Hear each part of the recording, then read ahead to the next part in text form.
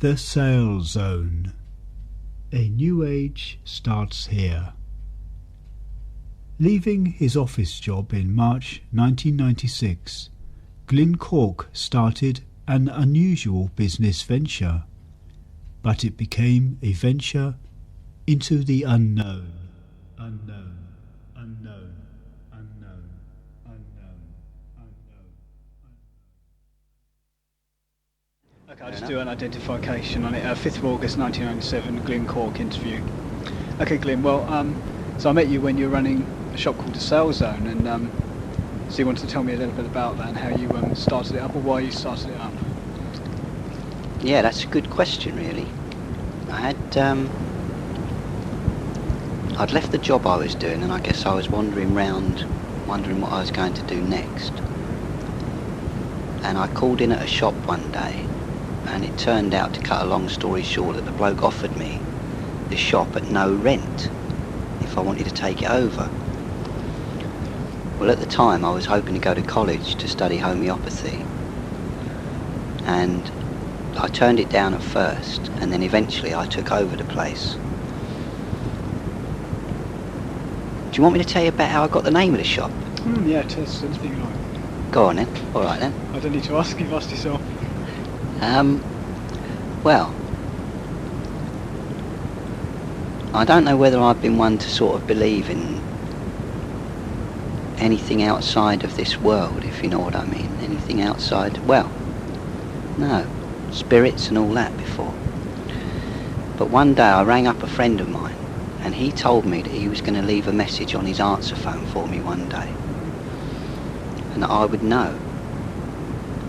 Well, I thought it was a bit of a strange thing to say to me in the first place, but anyway, I didn't take much notice of it, and one day I rang this number up, and the answer phone said, "Hello, everybody." Well, I knew that that was a message for me, because when I left the job that I was doing, I actually put signs outside of the firm that I worked for, the Legal and General, saying, "Everybody's welcome to come up the club." To come up to the Up club? to the club. You see, I had I got some food up at a club. Right. And then I said that people could come up and have something to eat, but they'd have to buy their own drinks. Is this a nightclub or something? No, it's just called the Windlesham Club up in Daviddor Road. Right. So Was that like you were leaving the job, kind of? yeah, I was leaving the Legal and General, Right, got you. and somebody put it about the place that I'd won the lottery.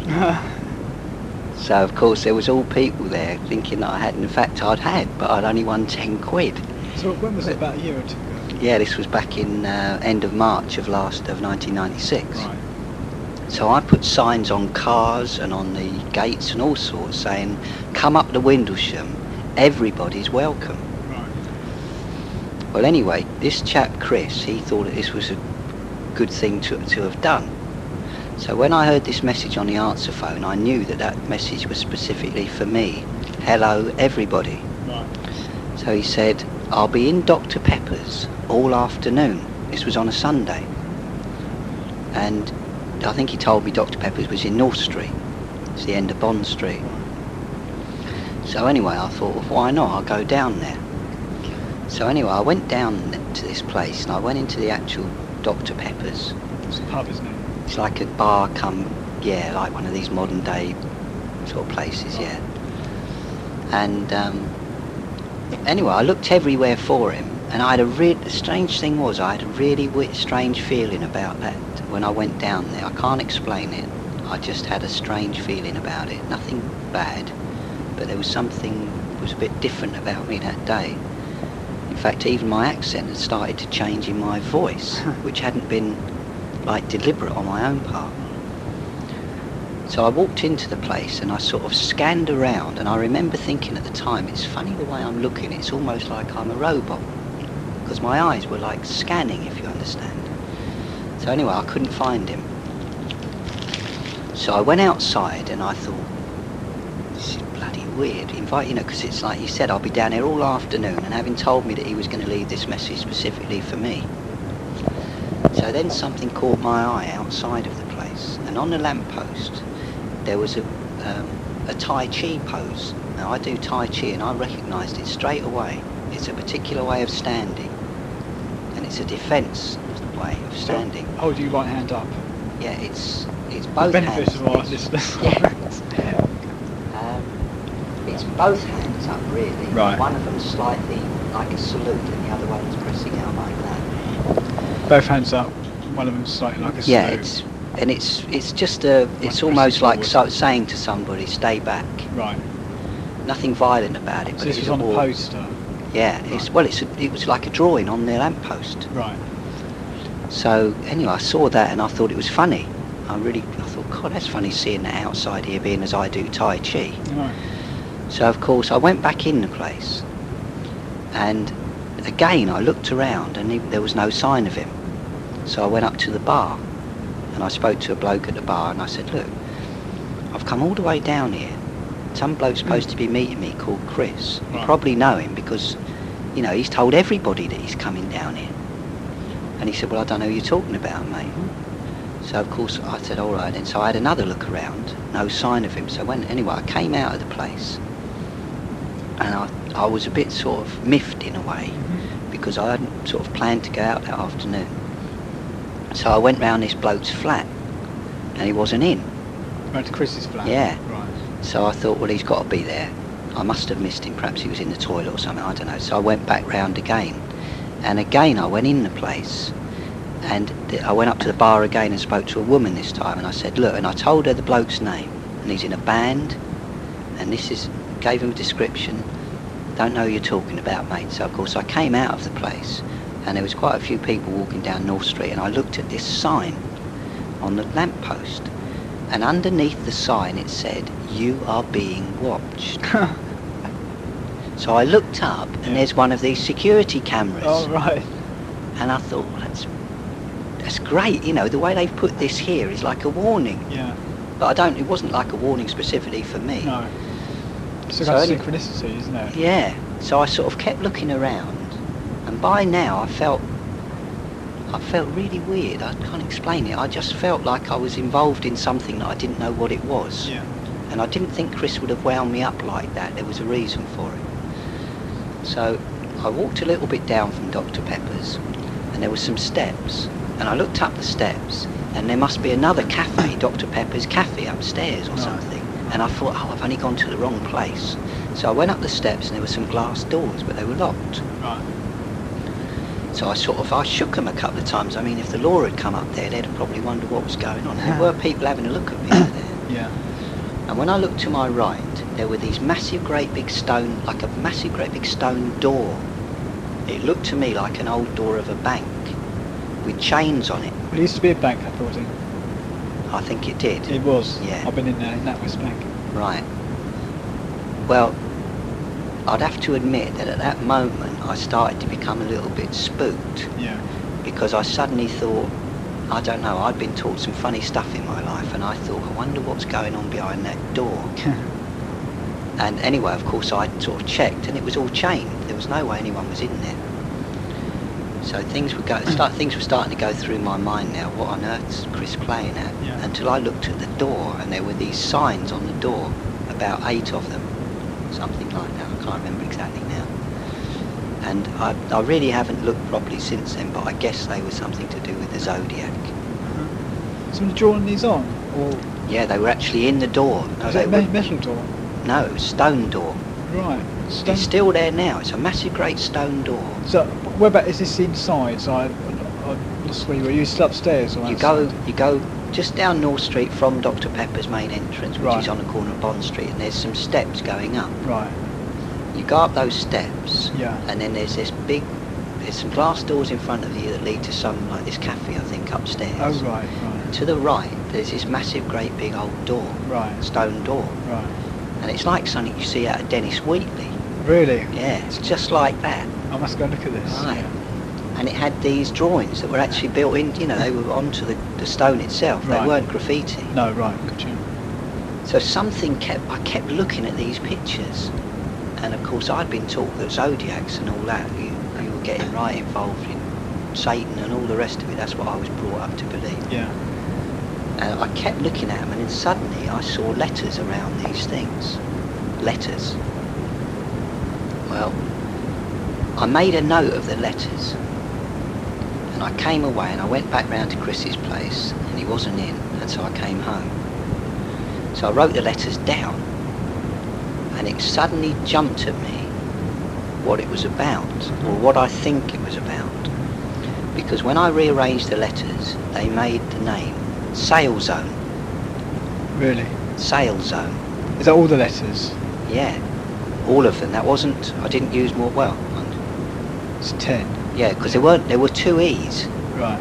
No, that's 8 letters. Yeah. Sail, S-A-L-E, Zone. Oh, Zone, I was thinking Soul Zodiac. No, Zone. No, you're right, yeah. And it wasn't like I didn't use the E twice, there were 2 E's. Well, these letters, were they just written on by someone else? No, they were in the stone. Right, I'll have to look at this. Right. Yeah. Now, I've been back there, and unless my eyes are going funny, they're not all there now. Now, I can't explain that one, Yeah. except that I was supposed to see those letters. Right.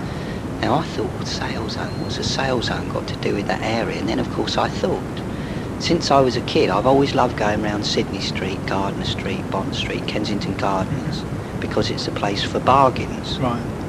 The Sail Zone, that's where you get sales, the Right. bargains. Yeah. So I thought, that's perfect, that's what I'll call the shop. So once I'd opened up the shop, I mean, even getting the shop at no rent in itself was quite a strange thing. Right.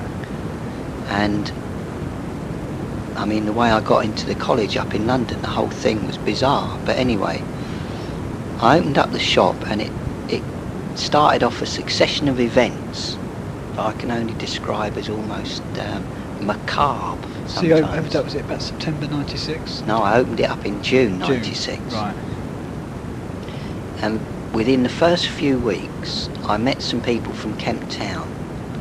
And one day, I knew that they were on a totally different path to me. And they invited me to go up to Kemp Town. And the bloke who was running the shop at the time, I said, I'm really going into unknown territory now. And he said, you can say that again. Now, I don't think he knew these people all that well, but perhaps he had a better psychic thing than I did of what was going on. So he was helping you run the shop, was it? Yeah. Right.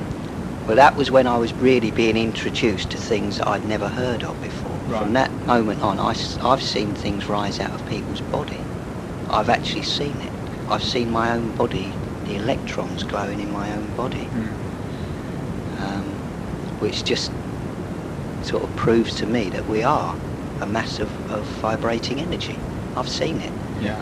So because shop, just for the benefit of the interviewer, it's would you call it a craft shop? Would you call it, or a cafe as well? Was it combined? Yeah, it started off that it used to be a cafe, and I thought rather than continue it as a cafe, I wanted to sell high quality goods, Right. but at prices that you couldn't match anywhere in Brighton.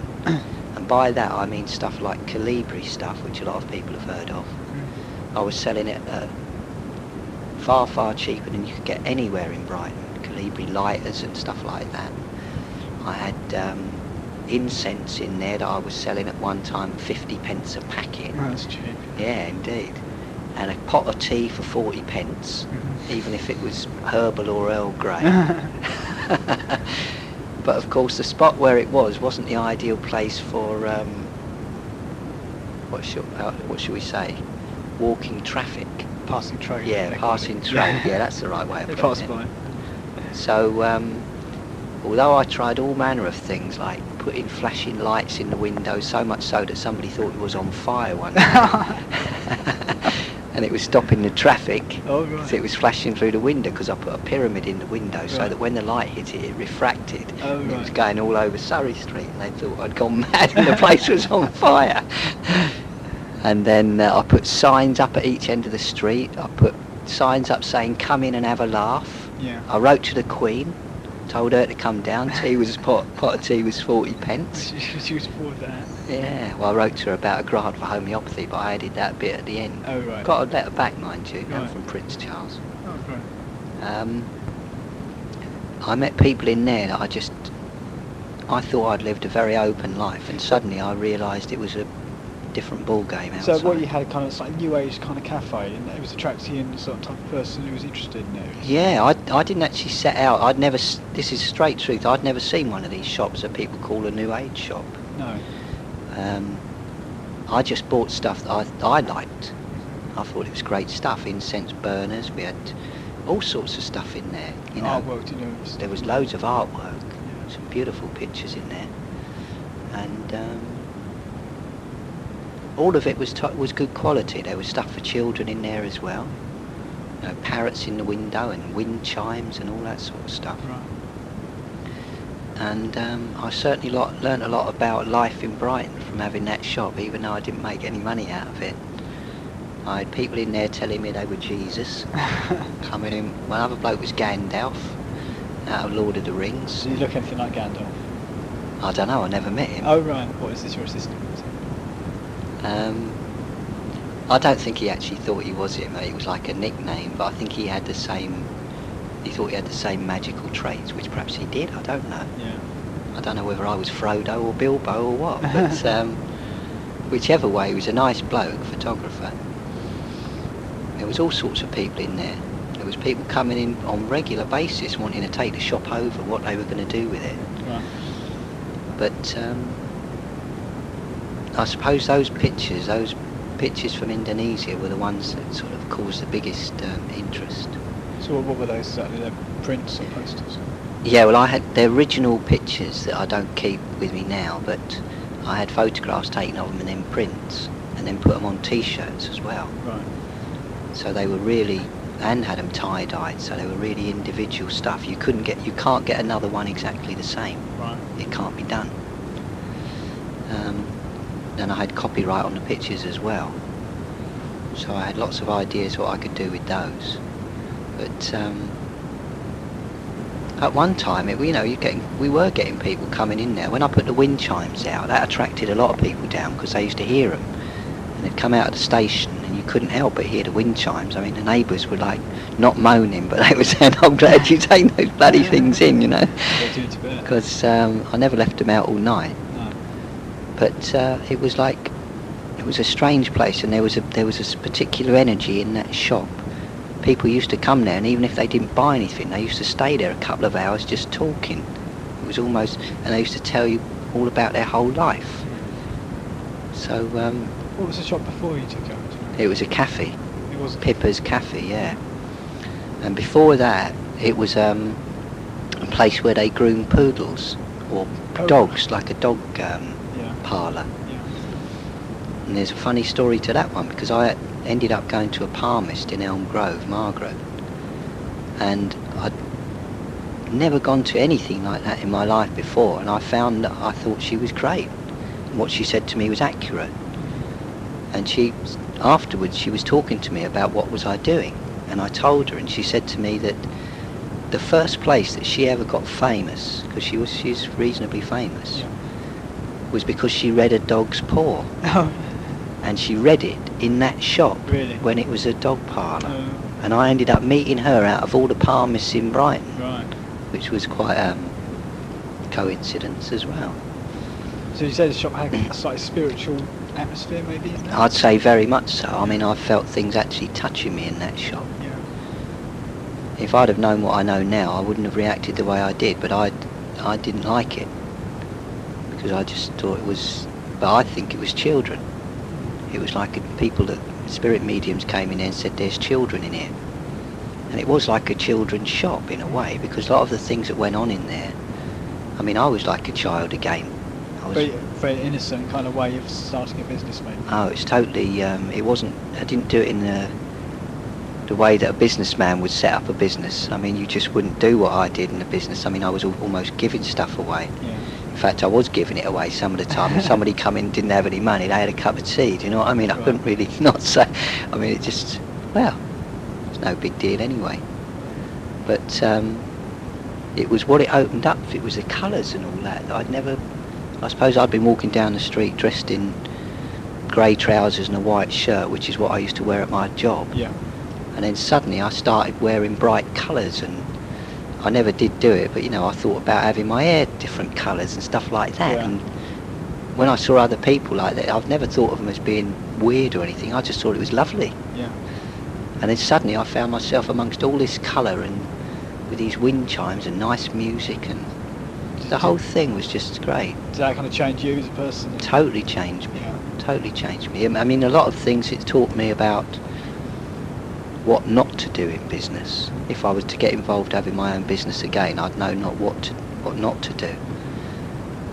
But looking back now, it was probably one of the most major sort of experiences of my life, because it woke me up. It woke me up. It took me to do all sorts of things, to look into what people do in other parts of the world, what cultures, why people have these cultures, and that there's nothing wrong in them. That's the great thing about it. It's nice. It's a nice thing to have all these different cultures. And I realised that a lot of the stuff I'd been not brought up to believe, because my dad wasn't there, but my mother was very open-minded. Yeah. She never taught me anything about colours or anything like, with people. There was nothing different. We're all equal, that's the way she taught me as when I was a kid. But later on, like a lot of people, I suppose, I went into a shell, and I suddenly, I don't know, took a long time getting out. A job for a long time at Legal & General? Yeah, I was working at Legal & General for 6 years, and suddenly I went there because it was actually called the Legal & General Assurance Society. That was the primary reason I went to work there. Right. Because I thought, crumbs, it's a society. Or like a building society, sort of. Or society as in people being as a society. Right. What I didn't realise, that the Legal & General was just an extension of the selfish society that there is in many parts of the world. Although, having said that, I might have had a bit of a narrow-minded view on that in some ways anyway. I was just a square peg in a round hole. But I learnt a lot there. But it was like that. It was like suddenly being in a dark room, and I came out and saw the sun, and I thought, blimey, I like this. Because I had, in that sales shop sales zone window, I had Desiderata in there. Desiderata, which is like it's not a poem exactly, but it's as good as any poem I've ever written, but it's writings that were found in a church. Right. Anonymous writings, so they say. And a lot of people know it where it says, it's on my wall there, look. Oh yeah, I might just want to say the spelling of that. Go placidly amid the toil and haste. D-E-S-T D-E-R-A-T-A. So what's that poem about? Well, the lines that really caught my attention, although there's many, and there's things in there that we could all learn from. I mean, even to do with business, it says, be careful before the world is full of trickery, especially be careful in your business affairs. Right. But don't let this blind you to what virtue there is, for everywhere life is full of heroism, neither be cynical about love. And at one point it says, you are a child of the universe, no less than the trees and the stars. You have a right to be here. Now I don't know, but I must have been thinking that I didn't. Either that, or I didn't realise what that right meant, because it actually meant I could be what I wanted to be. So I thought, well, in that case, I'm going to be what I want to be. So did you find the poem before you started the shop? Yeah, Right, but I put it in the window, and that attracted more attention than anything, because even when the shop was shut, I used to see people reading it. Yeah. And I mean, the words are just fantastic, Be careful, strive to be happy, it says at the end. So that in itself, just understanding those words, and of course that once I'd read that, then I started reading other stuff, and got a shot of the television I had, and then started reading. And then I started to find out about all sorts of things, to do with different, what you might call religions and cultures all around the world. Yeah. And of course I was doing Tai Chi anyway, which was opening me up. That's the way I see it. I opened myself up to the universe and said, what you got in store for me, I'll have a go at it. Yeah. That's the way I see it, honest. And I got an answer. Have a go at whatever you like, which most of us know anyway, but I think I'd forgotten it. Yeah. Because when I was a kid and a teenager, I always thought, I'll do what I like. Yeah. And then at some stage, like everyone else, like a lot of people, I'd got married and had children and all the rest of it. And suddenly, you can't do what you like, really. unless you make what you like what you do, if you know what I mean. You Yeah. make happiness your way. Make the most of it. Yeah. And suddenly I thought, right, I'm going to then. What were those guys in Kemp Town you said earlier you went Well, to? it was a woman and a bloke, and the woman was a spiritualist, Yeah. and she was using all things like the I Ching and all that to make decisions and throwing things on the ground to see what she should do and all that. Yeah. I thought, Jesus, what is all this? So you were more sceptical at that stage? Yeah. Well, I thought, well, it seems like a funny way of going about things, But there was like, there was an attraction there. There was like a drawing thing. I thought, I ought to know more about these things before I say they're not right. Yeah. Do you know what I mean? So I did. I started to find out about them. And then from there, this bloke John, he came and worked in the shop. And he's back in America now, and he came up with some great ideas. But he was a very unusual character, John. He'd collected loads of arrowheads. Right. He used to sell arrowheads from America. And I think he got them from like an Indian sacred ground or something. I'm not too sure whether they didn't have a bit of a spook on them. Because it certainly changed his life. You picked them up off the ground, sort of? Yeah, he went searching for them, digging, I think. Oh, right. But he used to wear loads of them, these arrowheads. And What? he used to say he could see things in them. Yeah. He used to go like that with a light, and then he'd go. And I'll tell you what, He'd look at I bet fire. you could see things in You'd there. look at fire. Would you look at the lighter? The He lighter? used to get one of these arrowheads and he used to light his lighter and he used to go like that. Yeah. And I'll tell you, I looked at one of them one day and I thought I saw something in it, but I don't know. Yeah. It's a bit like crystals. Yeah. Kind of gazing. Yeah. Yeah, if you look at them, with crystals, they're, because there's a life that's been in, you can see it in crystals, there's been some sort of life in there. Yeah. Some people say it's still alive. I don't know about that one. I know people heal with them, so they must have something about them. But they vibrate down like quartz. Yeah. So perhaps with these arrowheads was the same, but I'm not sure with what happened with John, but something happened with him. He got, I don't know, people talk about a dark side and a light side, you know what I mean? I think he might have gone over to the other side a bit. Nice. But anyway, it was an interesting experience one way or another. And the most important thing I learned in that shop was not tolerance for other people, but understanding and enjoyment of other people. As long as they're not doing any harm to anyone else, it's none of my business. So obviously you had to close down eventually. What happened around that period when you decided it wasn't really to continue? well, by then, I don't want you putting this in the story, by the way, but by then, what happened then was that when the shop was coming to an end, Yeah. and I knew a while before I closed it that I had to, Yeah. but it's part of my traits that I won't give up. It's just like I just kept believing that something was going to turn up. I don't know, I'd win the lottery or hordes of people would start coming down the street or whatever, but it never worked. Right. And I was getting further and further into debt. So after I shut the shop down, that's when a lot of other things really started to happen. Because what I'd done with the shop is I tried to run a shop and go to college at the same time, Yeah. and it was too much. Is that homeopathy? Yeah. Right. Because I ended up having to defer that because I ran out of money. And I wasn't studying. I just didn't have the time. I was in the shop every day. I was running it on my own. Yeah.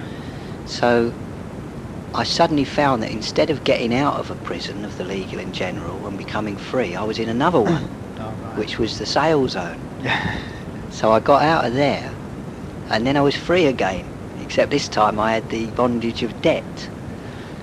So anyway, I sort of thought about all manner of things after that, Beachy Head and all the rest of it, like a lot of people do. Right. No, it's all right. I went up there one day and stood on the edge of it.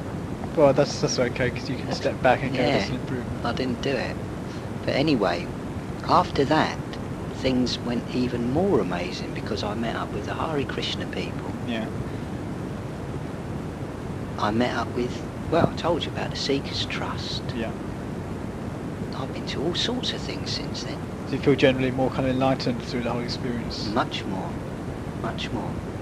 In fact, I'd go as far as to say this, that if somebody had said to me that it would cost me so much, a certain amount of money, and at the end of it I could be where I am now and feel what I do now, Yeah. I'd have paid it. In Really? fact, I'd have doubled it. Really? Because you couldn't buy the experience I've had. There's no way. People say that there's no substitute for experience. You couldn't buy what I feel now. That's the truth of it. I've got more oneness, if you like to say that, or I'd say it. I've got more feeling of a oneness with this universe than I could have imagined. Right. So the only way is up. In more ways than one, if you know what I mean. I think that's nicely rounded that out. Thanks, Glynn. We checked the door at Dr. Pepper's. It was metallic with 8 pictograms. Strangely, these were not all zodiac signs. Sagittarius, fighting animals, Capricorn, eagle with dead rabbit, Leo, Cancer, owl, and Taurus.